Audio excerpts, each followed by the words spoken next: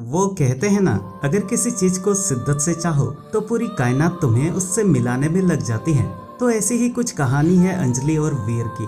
आज 4 साल बाद फिर वही आवाज सुनाई दी। हवा में फिर वही खुशबू थी, लेकिन सब कुछ बदल चुका था। उसे देख के ऐसा लगा मानो जिंदगी मुझसे बोल रही है, तू अभी जिंदा है, तू अब भी ख्वाब देख सकता है, तू अकेला नहीं है अब। लेकिन फिर भी मन में कहीं डर था कि कहीं ये सपना तो नहीं जो आंखें खुलते ही टूट जाएगा। मन में हजार सवाल चल रहे थे कि तभी वो सामने आके बोली, हाय कैसे हो। मैं उसे बस देखता ही रह गया। मैं हड़बड़ाहट में बोला, मैं ठीक हूँ, तुम कैसी हो। वो बोली, ठीक हूँ। क्या तुम इस कंपनी में जॉब करते हो। मैंने कहा, हाँ। उसके चेहरे पर हल्की सी मुस्कुराहट थी और बोली, मैं आज ही ज्वाइन हुई हूँ। आज मेरा पहला दिन है जॉब का। ये सुनकर मानो मेरे अंदर कहीं खुशी की लहर चल पड़ी, लेकिन मैं उसे वो खुशी बांट नहीं सकता था। मैं आज 4 साल बाद उससे मिला था। वो मेरी पहली मोहब्बत थी। हम दोनों साथ में बहुत खुश थे। लेकिन फिर एक दिन आया जब वो मुझसे जुदा हो गई। आखिरकार गलती भी मेरी ही थी। असल में वो मुझे छोड़ के नहीं गई थी। मैंने ही कुछ गलत कर दिया था उसके साथ। मैं ही भाग गया था किसी और के लिए। लेकिन वो कहते हैं ना, प्यार अगर सच्चा हो तो बुरे से बुरा इंसान को बदल देता है। मेरे साथ ऐसा ही कुछ हुआ। मैं अंजलि को भूल के भी नहीं भुला पाया था, और फिर आज 4 साल बाद वो मेरे सामने है। क्या बोलूं मैं उसे, किस मुंह से बात करूं, कुछ समझ नहीं आ रहा था मुझे। वो मेरे ही ऑफिस में अभी नई नई ज्वाइन हुई है और मैं उसका सीनियर हूँ। हम रोज ऑफिस में आते, काम करते और घर चले जाते। महीना हो गया था, लेकिन अंजलि ने मुझसे एक बार भी हमारे बीती हुई जिंदगी के बारे में कभी भी बात नहीं की। ना ही वो मुझे पूछी कि मैं अब उसी के साथ हूँ या मेरा ब्रेकअप हो गया है। एक दिन जब शाम में ऑफिस से निकलने का टाइम हुआ तो बहुत बारिश हो रही थी। मेरे पास छाता नहीं था कि मैं बस स्टैंड तक भी जा सकूं। मैं बारिश रुकने के लिए ऑफिस में ही वेट कर रहा था। तभी अंजलि ऑफिस से निकल रही थी। मुझे बैठा देखकर पूछी, तुम्हें घर नहीं जाना। तो मैंने कहा, घर तो जाना है, लेकिन मैं छाता नहीं लाया और बाहर बहुत बारिश हो रही है, इसीलिए बारिश रुकने का वेट कर रहा हूँ। फिर थोड़ा रुक के बोली, मेरे पास छाता है, चाहो तो मैं तुम्हें बस स्टैंड तक छोड़ सकती हूँ। मैंने बिना कोई सोच विचार किए जल्दी से सब सामान रख के उसके साथ ऑफिस से निकला। बारिश इतनी तेज थी कि हम दोनों भीग गए थे। बस स्टैंड आते आते बारिश की वजह से बस भी काफी लेट थी। हम दोनों के बीच बहुत शांति थी। ना मैं कुछ बात कर पा रहा था, ना वो कुछ बोल रही थी। फिर मैंने ही हिम्मत जुटा के पूछा कि क्या तुम्हारी शादी हो गई। वो हंस पड़ी और बोली, नहीं। ये सुनकर मेरे दिल को जो खुशी हुई मैं उसे बता भी नहीं सकता था। फिर कुछ देर बाद वो मुझसे पूछी, तुम्हारी हो गई क्या। मैंने कहा, नहीं। फिर थोड़ा रुक कर मुस्कुराते हुए पूछी, तो फिर प्रीति का क्या हुआ। मैं थोड़ा शांत हो गया और बोला, हम साथ नहीं हैं। वो कुछ नहीं बोली, बस चुपचाप खड़ी थी। फिर मैंने बहुत हिम्मत जुटा के कहा कि अंजलि, मुझे माफ कर देना, मैंने तुम्हारे साथ बहुत गलत किया था। वो चुप ही रही, कुछ नहीं बोली। मैं भी चुप खड़ा था।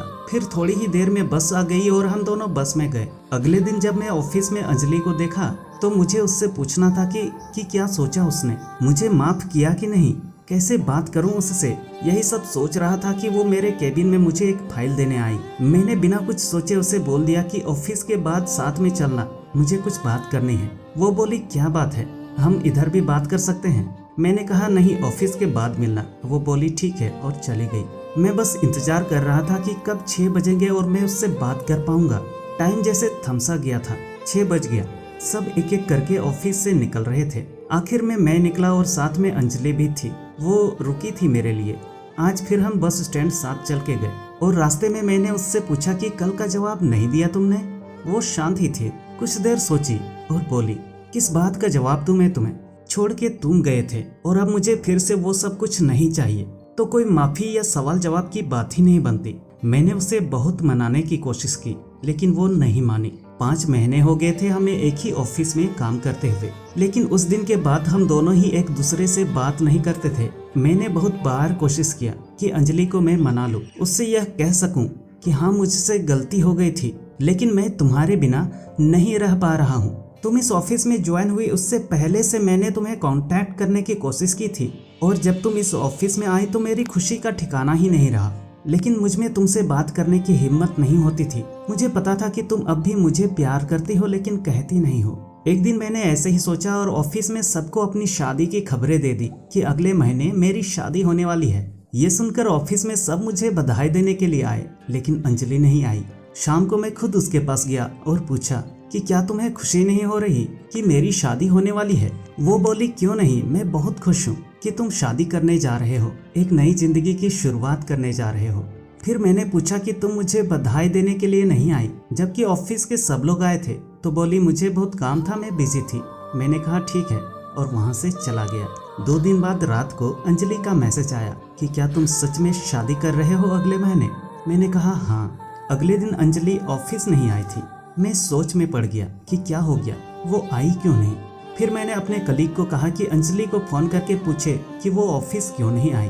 उसने फोन किया तो पता चला कि उसे बहुत तेज बुखार है और वो घर पर अकेली है। मैं तभी ऑफिस से निकल गया और उसके घर जाने के लिए रास्ते में मैंने फोन करके उसके घर का पता पूछा और जितनी जल्दी हो सके वहाँ पहुँचा। वहाँ जाके देखा तो वो अकेली थी और उसे बहुत ठंड लग रही थी। मैं जल्दी से उसे उठा के अस्पताल ले गया। शाम तक उसका बुखार ठीक हुआ तो डॉक्टर ने उससे मिलने की इजाज़त दे दी। मैं उसके पास बैठा था, वो सो रही थी। मैंने उसका हाथ अपने हाथ में लिया, फिर धीरे से उसकी आंखें खुली। वो बस मुझे ही देखे जा रही थी। मैंने धीरे से बोला, नहीं है मेरी शादी, मैं अगले महीने शादी नहीं कर रहा हूँ। ये सुनते ही वो रोने लगी। मेरे भी आंखों में आंसू आ गए थे। मैंने उससे गले लगा लिया और हम दोनों एक दूसरे को पकड़ के बहुत रोए। फिर हम वहाँ से घर गए और हमेशा एक दूसरे के साथ रहने का प्रॉमिस किया। आज मैं सोच रहा हूँ कि उससे शादी के लिए बोलूँ। क्या लगता है आपको, क्या वो मानेगी या नहीं? ऑफ कोर्स मानेगी, क्योंकि उसने मेरी आंखों में उसे पाने की चाह देखी है। मैं उसे कितना चाहता हूँ ये उसे बहुत अच्छे से पता चल चुका है।